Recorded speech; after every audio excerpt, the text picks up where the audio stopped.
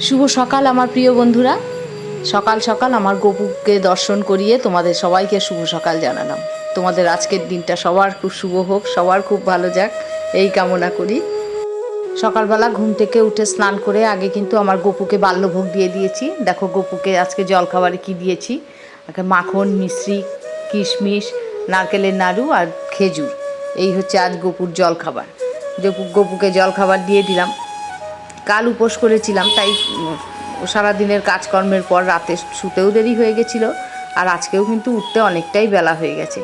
তাই গপুকে বাল্যভোগ দিয়ে উঠতে উঠতে আমার 8টা বেজে গেছে। দেখো 8টার সময় এখন আমি চলে এসেছি ছাদে।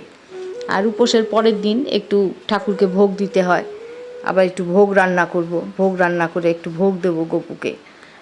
সেজন্য ছাদে আগে ফুলগুলো তুলে নিচ্ছি। ফুলগুলো তুলে নিয়ে আবার ঘরের প্রতিদিনের যে পুজো আছে সেই পুজোটাও করতে হবে।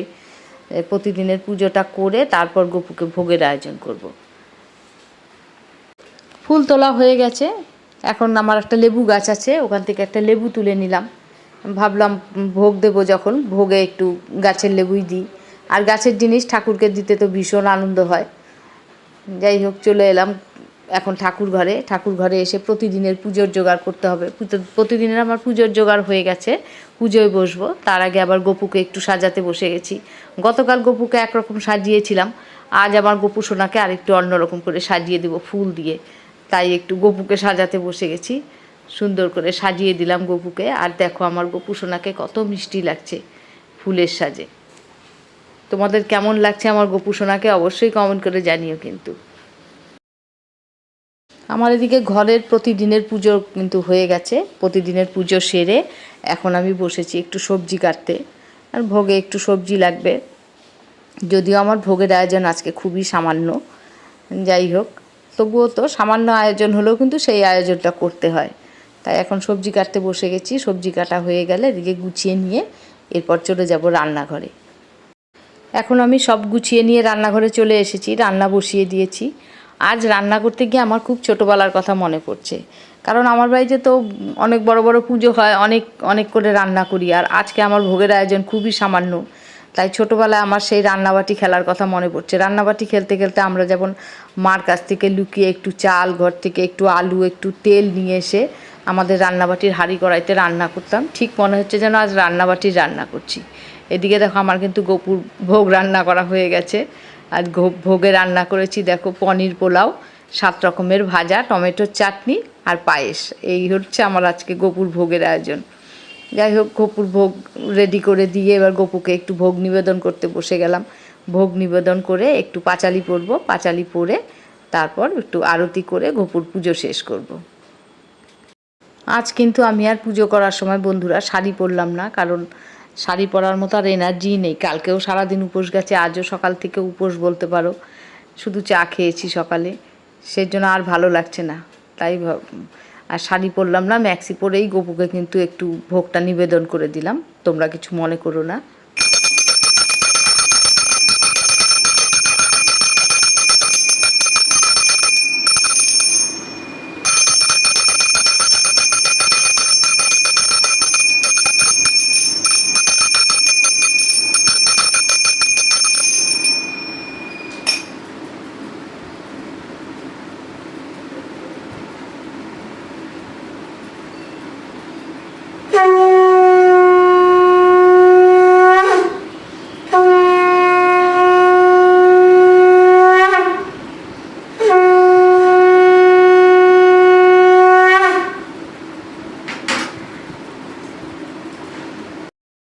এদিকে গপু সোনাকে ভোগ নিবেদন করেই তোমাদের দাদাকে পাঠিয়ে দিয়েছি নিচে আমার কলা বাগানে কলা পাতা কেটে আনার জন্য। কারণ বাড়িতে যেহেতু কলা গাছ আছে, আর ভোগ খাবো কলা পাতায় খাবো না সেটা কী করে হয়।